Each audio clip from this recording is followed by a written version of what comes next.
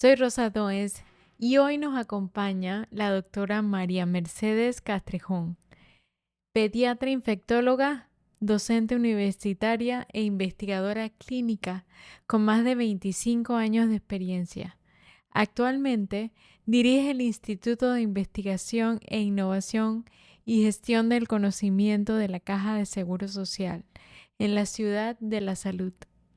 Bienvenida, doctora. Muchísimas gracias, Rosa. Gracias por esta oportunidad.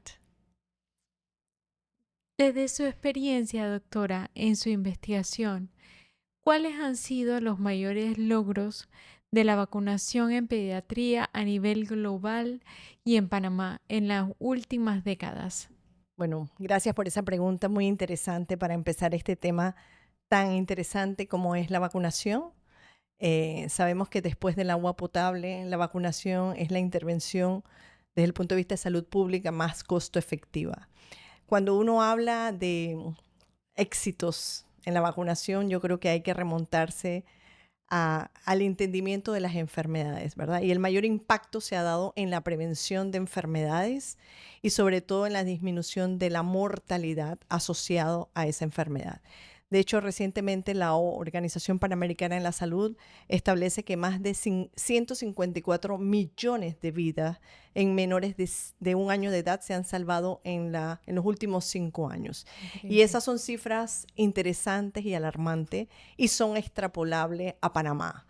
Pero, obviamente, ¿no? Al nivel de población. Yo creo que en Panamá, al igual que a nivel mundial, el establecimiento del programa ampliado de inmunización, ¿verdad? Que es el ente a nivel nacional, a través del Ministerio de Salud, por el cual se obtiene de manera gratuita una gran cantidad de vacunas para los niños, los adolescentes, las embarazadas y los adultos mayores y personas que tienen riesgo, definitivamente ha sido un éxito y por ende un impacto en la disminución de enfermedades, es decir, de la morbilidad, tanto como la muerte o complicaciones asociadas a estas enfermedades que se previenen por vacuna.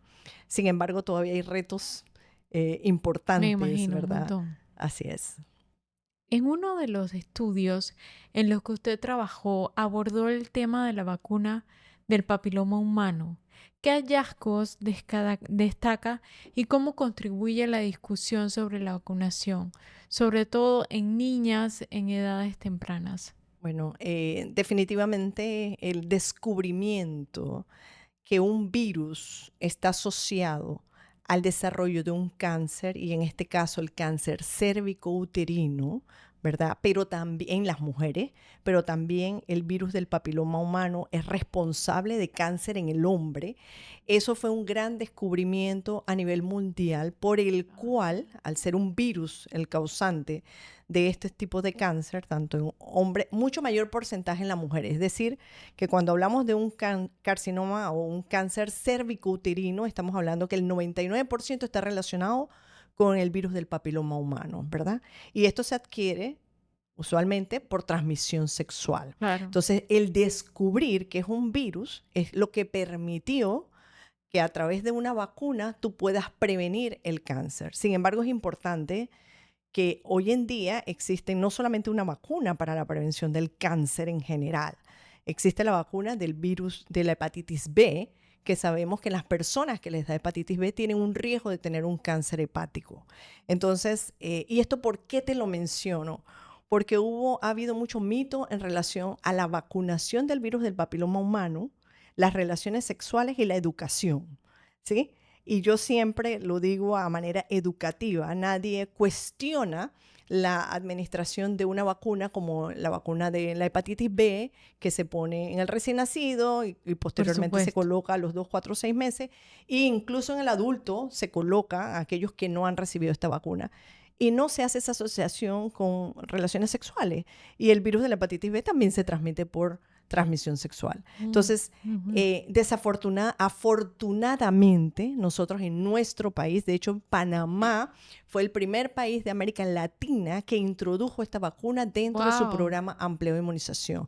Y de hecho, ya tenemos aproximadamente más de 20 años de haberse introducido en Mm. niñas en la edad escolar entre 9 años y posteriormente se introdujo en niños. Primero en Panamá se introdujo a nivel de niñas y posteriormente en niños.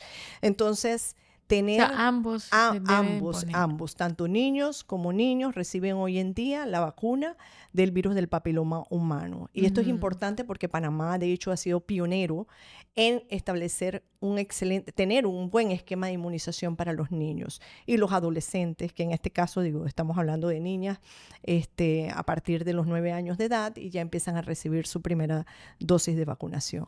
Ahora, interesante, como mencioné, es que realmente hubo al comienzo de la vacunación, hubo en algunos países, no tanto en Panamá, hubo condiciones en las cuales se asociaban a que había niñas que se desmayaban y eso se supo, por ejemplo, en Colombia ocurrió, digamos, un caso en el que se asociaba a síncopes o que las pacientes se desmayaban, pero más que todo es porque era un miedo a la vacunación, ¿sí? Entonces es importante explicarle a las niñas a esta edad escolar por qué se van a vacunar, así como probablemente cuando el niño está muy pequeño no se le explica y simplemente va y se vacuna, ¿no? En este caso es importante que las niñas vayan aprendiendo y los varones que es Sepan el un por qué. virus, el por qué, hacer educación y esto viene desde el personal de salud como de los familiares que se le Mm. administra una vacuna no solamente a una niña, sino hasta los adultos también tienen su esquema de vacunación.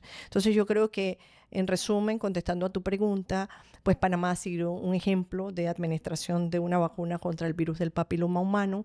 Ahora toca a las autoridades, toca a los científicos poder hacer revisiones sobre el impacto de esta vacuna a nivel del cáncer cervicouterino, ¿sí?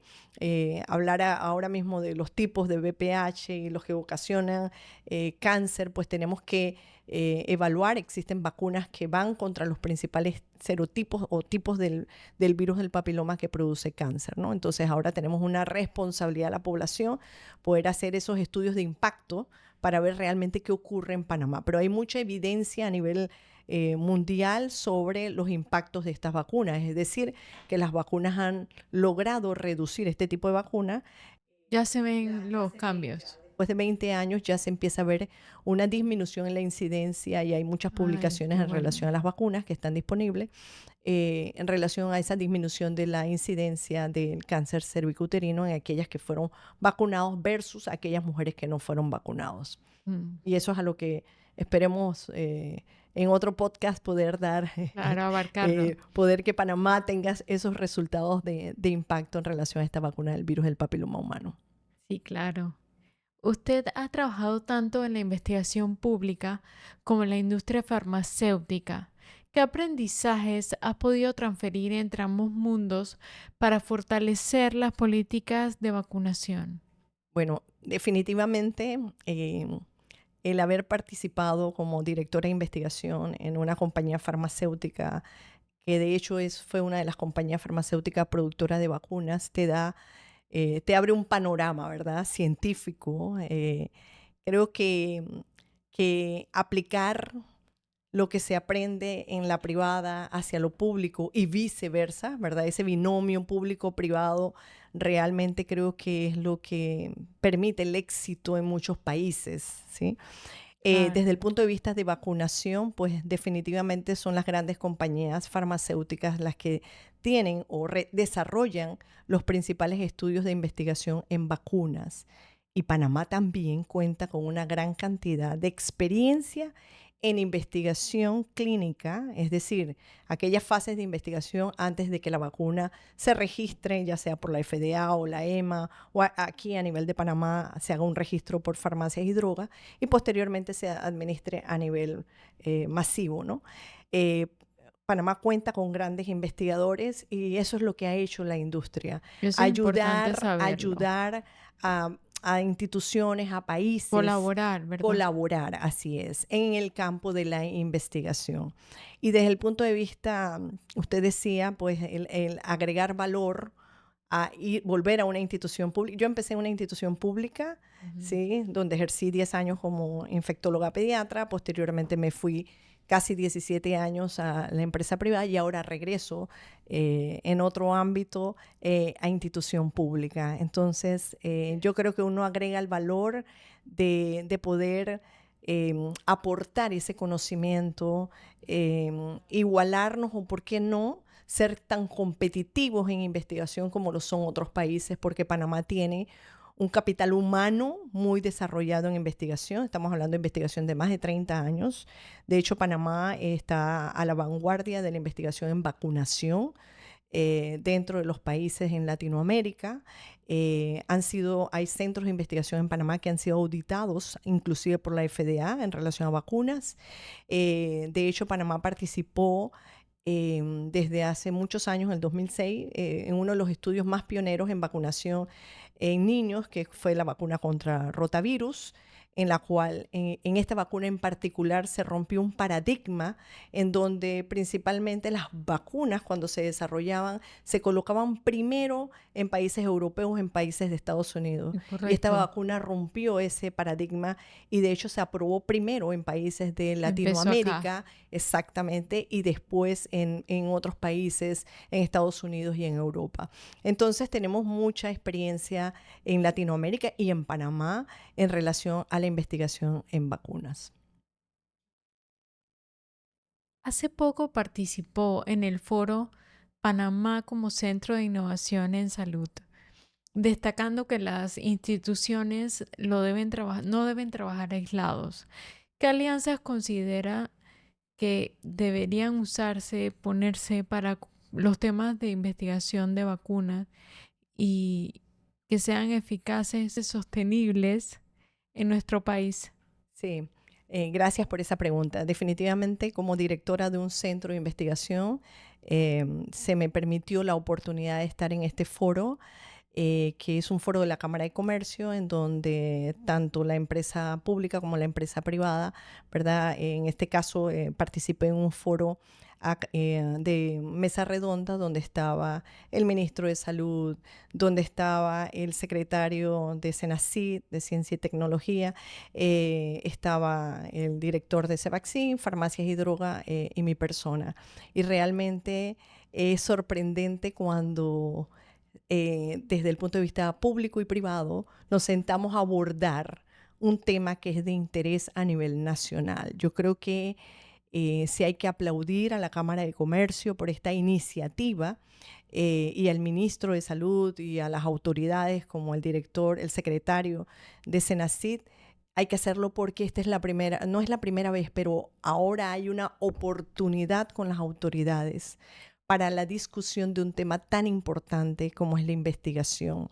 Y no solamente la investigación en vacunas, sino investigación en otro tipo de enfermedades como puede ser el cáncer, en el cual a nivel mundial ya sabemos, se están innovando muchas terapias de manera personalizada.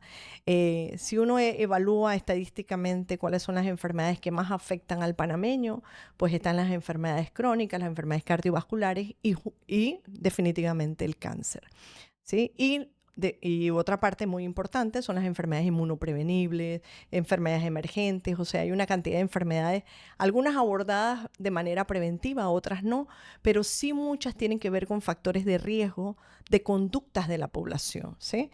Llámese el tabaquismo, llámese el alcoholismo, llámese relaciones sexuales. Entonces, hay mucho campo en la investigación, pero yo creo que este tipo de foro permiten que la institución pública y la privada puedan unirse y de una manera estratégica, ¿sí? Personalmente considero que ese conflicto de interés que muchas veces se pudiese, una vez que se declara, ya no existe, ¿sí? Y todos debemos tener ese mismo norte para que Panamá sea un país competitivo a través de la investigación clínica, porque eso trae beneficios tanto directo para la población como directo e indirecto para las instituciones. Entonces, capital humano, tenemos académicamente profesionales que ya han hecho investigación de más de 30 años. Tenemos un sistema en Senacid, un sistema nacional de investigadores que son reconocidos, en los cuales pues es para hacer este estímulo a la investigación, no solamente la investigación clínica, estamos hablando de investigación a todo nivel, agropecuaria, tecnológica, ¿sí? De medio ambiente, en el cual definitivamente Panamá es una fuente importante de un cultivo de investigación. En este caso, este foro fue dirigido más a la investigación clínica. Entonces, como le mencionaba, esto nos permite por primera vez sentarnos, hablar un mismo idioma y, ¿por qué no?, tener algunos sueños o algunos planes de acción para corto y mediano plazo y hacer un cambio. Y sobre todo, si yo escucho al ministro de Salud hablar de este tema, nosotros en Panamá tenemos una ley de investigación desde el 2019, entonces una ley que se está reglamentando. Esto es muy importante porque quiere decir que desde el punto de vista estratégico, político en Panamá, la investigación clínica tiene una gran importancia. Y secuencia, ¿no? Y Que así es. no lo pierdan. Así es. Doctora, y dígame, Panamá cuenta con una población diversa. ¿Cómo se puede aprovechar esta diversidad en estudios de vacunas y qué desafíos representa a la hora de implementar campañas nacionales de inmunización? Ahí me has hecho dos grandes preguntas, ¿no? Una, definitivamente, bueno, en Panamá tenemos retos, muchos retos.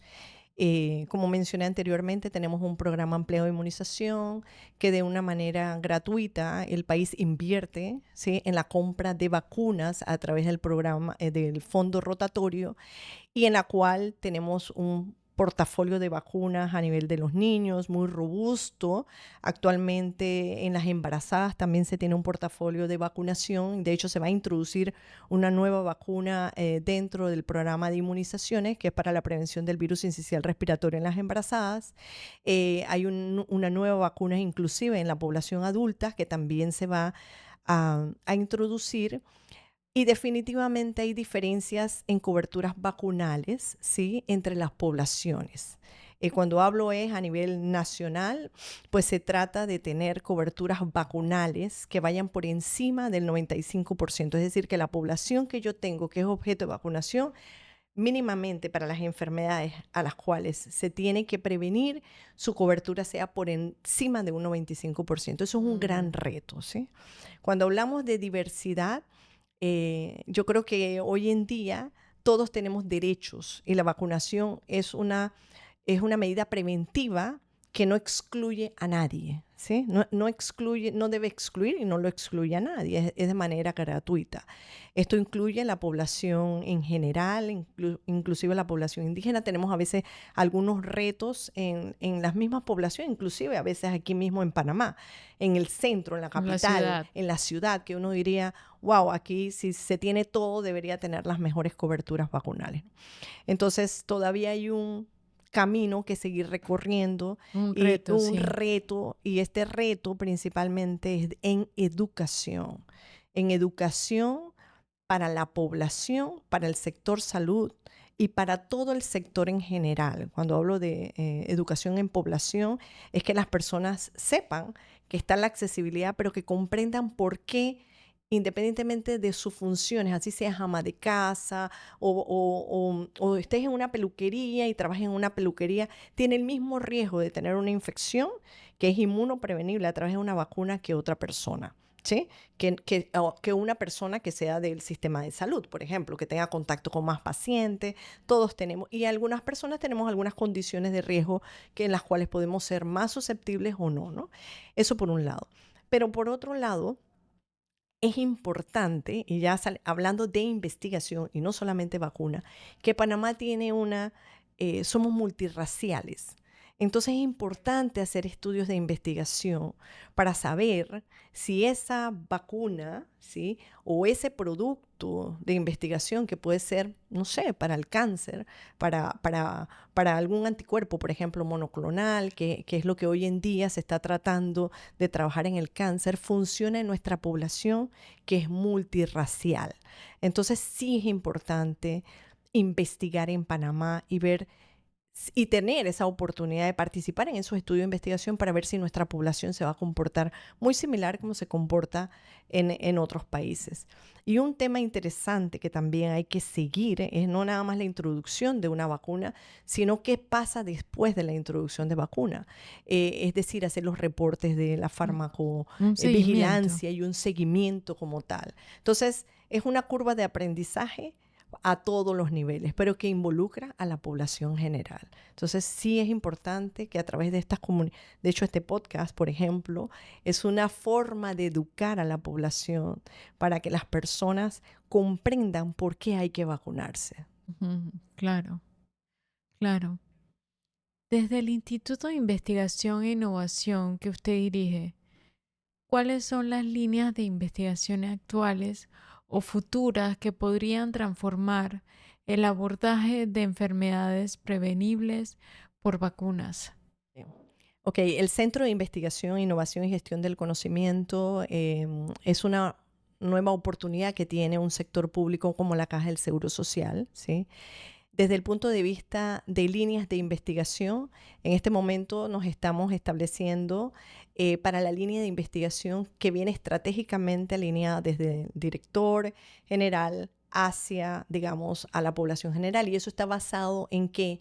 En los indicadores de enfermedades y de mortalidad que tiene la población. Y recordando que la Caja del Seguro Social maneja prácticamente el 70% de la población panameña, ¿no? Entonces, ¿de qué se afecta la población panameña? De enfermedades, como mencioné, crónicas e inclusive el cáncer.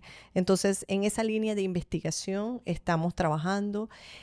Usted me preguntó específicamente en enfermedades inmunoprevenibles, pues el centro va a empezar está participando en algunos estudios de factibilidades para algunas nuevas vacunas. Esto se está empezando, como quien dice, a trabajar y la idea y el mensaje que quiero dejar aquí es que es la primera vez que en Panamá existe una infraestructura para hacer investigación clínica en una institución pública, ¿sí? En Panamá existen muchos centros de investigación a nivel privado, pero esta es la primera vez que se va a dar a nivel público.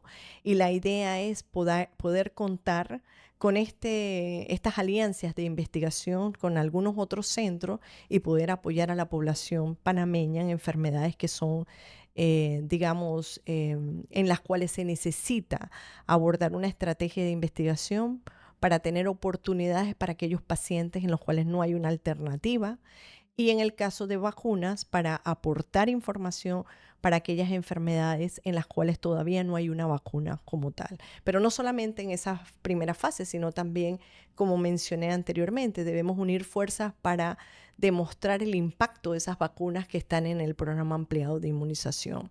Entonces, de alguna forma es unir, colaborar de manera institucional, ¿sí? No solamente Caja del Seguro Social, aquí es la unión Caja del Seguro Social, la unión de MINSA, la unión, ¿por qué no?, del Instituto Oncológico para si queremos hacer una estrategia de cáncer y por qué no la del Hospital del Niño, en el caso de enfermedades pediátricas, por ejemplo. Entonces yo creo que Panamá es un país en el cual tenemos una oportunidad de trabajar en conjunto, ¿sí? Las diferentes instituciones para no duplicar lo que se hace muchas veces en otros lugares y poder poner ese servicio a nivel de la población panameña, que es realmente la que la necesita. Sabemos que hay un incremento de la desinformación sobre vacunas, especialmente en redes sociales.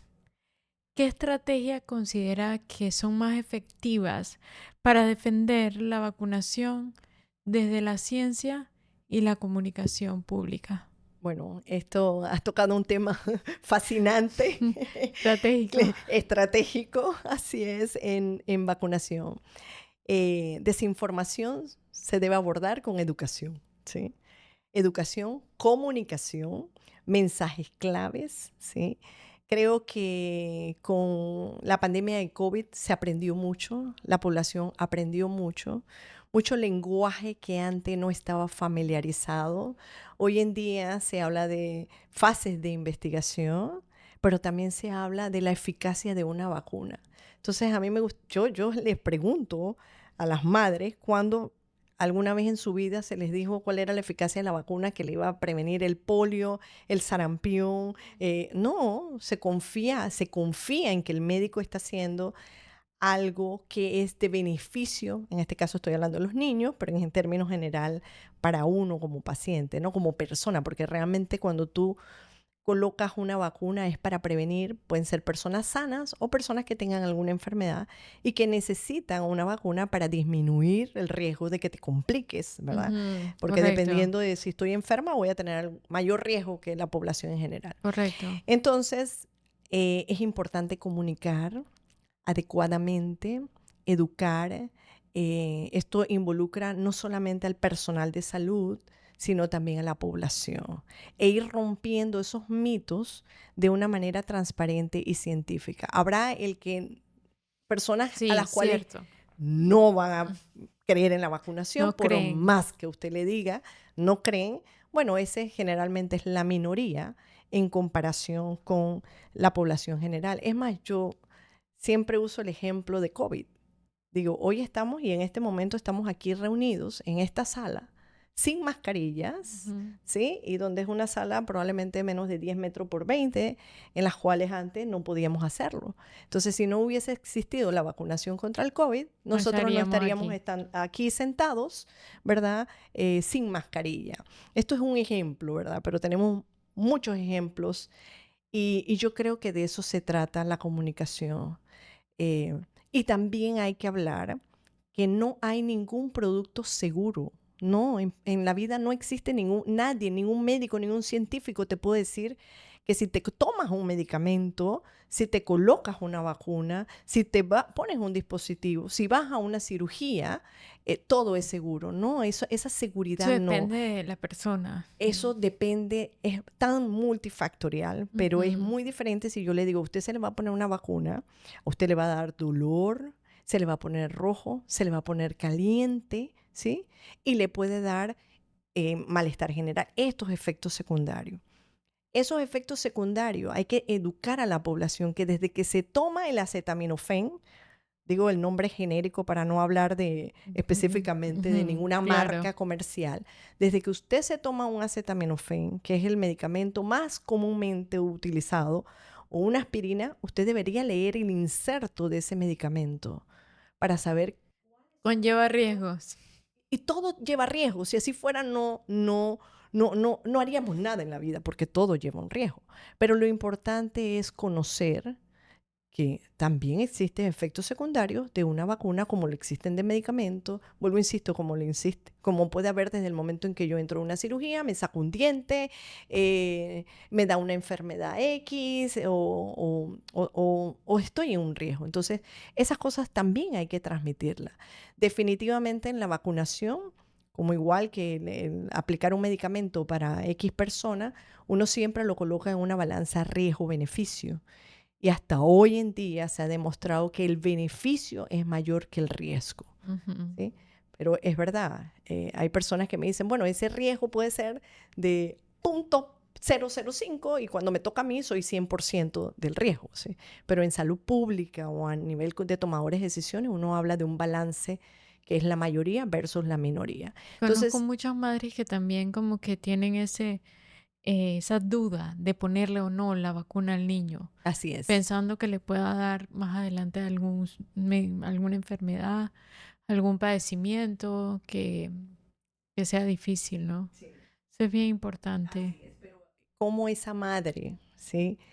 Va a tener un poco de confianza en la vacunación es a través de la comunicación.